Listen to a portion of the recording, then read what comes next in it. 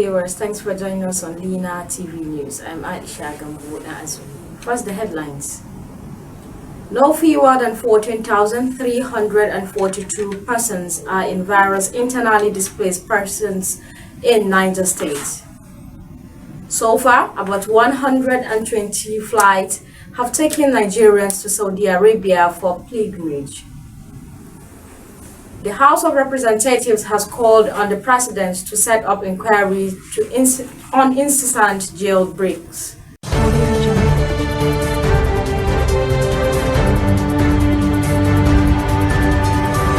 The news in full.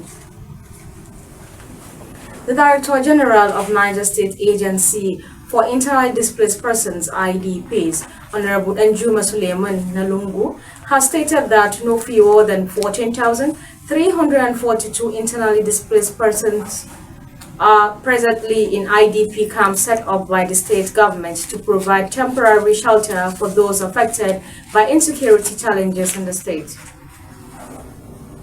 These challenges stem from incessant violent attacks by gunmen suspected to be armed bandits on insurgent groups on rural communities over the last couple of years. Nalungu made this disclosure over the weekend during a press conference held in his office in Minna, the state capital. He stressed that the data fluctuates due to constant attacks on communities by armed bandits or insurgent groups. The DG of the agency further stated that after attacks by suspected bandits, the affected people often return to their homes and resume their normal lives, thereby causing fluctuations in data accuracy. He disclosed that there were 14,342 internally displaced persons in the last data count in various sections of Niger State, especially in Shiroro, Alawa, Kuta, Weda, and Serkin Power, Muya local Niger East Senatorial District axis of the state. Nalungu added that there were also bandit attacks in Bargu, Kwantagora, and Bangi in Mariga local government area, as well as Kagara and Rafi local government areas. He noted that although Rafi local government is under Niger East Senatorial District, it is associated with the Niger North Senatorial District, also known as Zone C, because of its proximity and its location on the border between the two senatorial districts. He mentioned flooding and strong rainstorm associated with desertification as natural disasters experienced in the recent years as part of the states as other causes of displacement. The chairman-elect of Nigerian Bar Association, Minna Branch, Barrister Isiaku Barrow, has requested Governor Umar Bago to involve professional bodies like Nigerian Union of Journalists and Nigerian Bar Association in his urban renewal drive. Barrister Isiaku Barrow gave the advice while speaking with journalists shortly after his election at the Niger State High Court complex, Minna. He noted that the involvement of two professional bodies will build confidence on the citizens of the state. According to the legal practitioner, the two professional bodies are critical stakeholders in the state, will assist his transformational agenda and checkmate as well as hold those saddled with public funds accountable to his administration. Barrister Isiaku Barrow stated that journalists as the watchdog of the society and legal practitioners as the gatekeepers of the law will play a pivotal role in his urban renewal policy.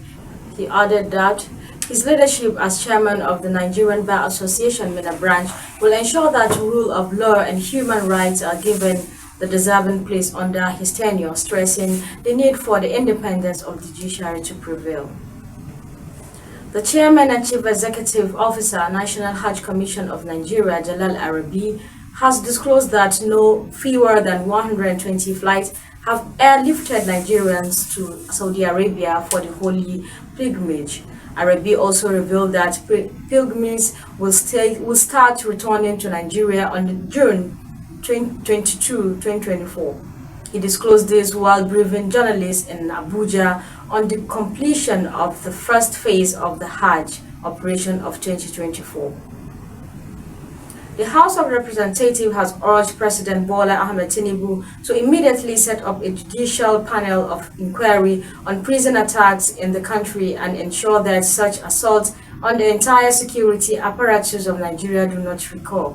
The House also mandated the Committee on Interior and Reformatory Institutions to interface with the relevant federal government agencies to constitute threat management in correctional centers across the country and collate data for inmates by enrolling them in the National Identity Number System and report within 4 weeks for further legislative action. The resolution followed the adoption of a motion by Honorable Kabiru Al-Hassan Usman Rumu from Kano State. Rurum, in his motion, said the incessant attacks on custodial facilities of the Nigerian Correctional Service and frequent escape of inmates awaiting trial have become a dangerous trend as they portend grave danger to society and an embarrassment to the country's security architecture. Rurum, in his motion, said the incessant attacks on custodial facilities of the Nigerian Correctional Service and frequent escape of inmates convicted and awaiting trial have become a dangerous trend as they portend grave danger to the society and an embarrassment to the country's security architecture. He also noted that the recent rainstorm incident in Niger State, which resulted to the escape of 118 inmates, has again brought attention to the worrisome state of the nation's correctional centers, security architecture, and the looming danger ahead. The House of Representative member said the fact that prison officials are not properly trained to be infantry and confrontational makes it difficult to repel such attacks. Hence, the need to put in place upgraded prison facilities with better security, armed guards, walls, perimeter fences, solid gates, and the installation of modern equipment to easily dictate security bridges and curb further attacks. He said the grave implication of the jailbreak is in fact that criminals have returned to society and their refusal to go back to prison indicates that they will continue to perpetrate more atrocities leading to further breakdown of security across the country. Rurum said that prison break constitutes a threat to national security and strengthened actions must be taken to avoid further incidents. Late Hajia Lami Adamulo, President National Council of Women Society NCWS Nigeria, has been described as a woman of virtue, a grandmother, a mother, and a team player who had the welfare, growth, development, and establishment of women and children at heart. This was made known by the Permanent Secretary, Ministry of Women Affairs and Social Development, Niger State, Hajia Hadiza Muhammad Shuru, at the 3-day prayer organized on behalf of the late President of NCWS Hall at Old Secretariat Mina. The report. Hajia Hadiza Shiru said the news of late Hajia Lamin came as a shock to NCWS Niger, considering her goals and aspiration for the growth and development of the state, adding that her death is a great loss to the state and entire nation at large. She then called on others to emulate her legacy and prayed God to grant her soul eternal rest. It's really a sad one. Hajia Lami is a big sister. In fact, she's a big auntie to us. She likes to carry everyone along. She's a team player. All she wants to see is women and children prospering. And out of her passion for the women folk, she died on the line of duty. May God accept her soul and grant her paradise.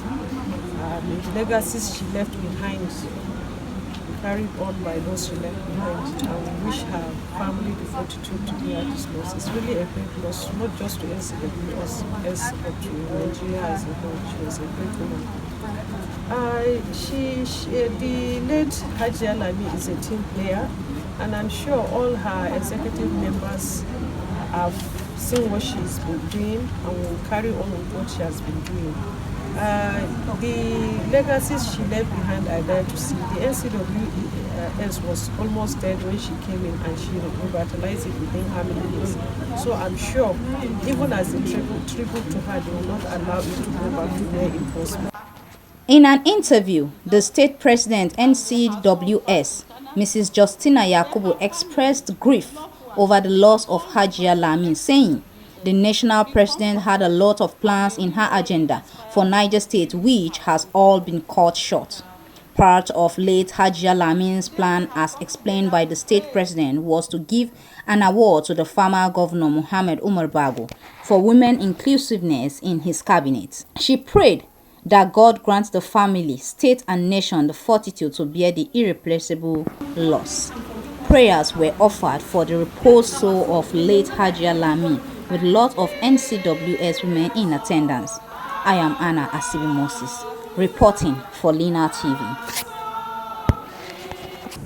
And that's about it as our package on Lina TV News. Do well to join us on all our social media platform and Lina TV 247, or visit our website on www.linatv.com.ng.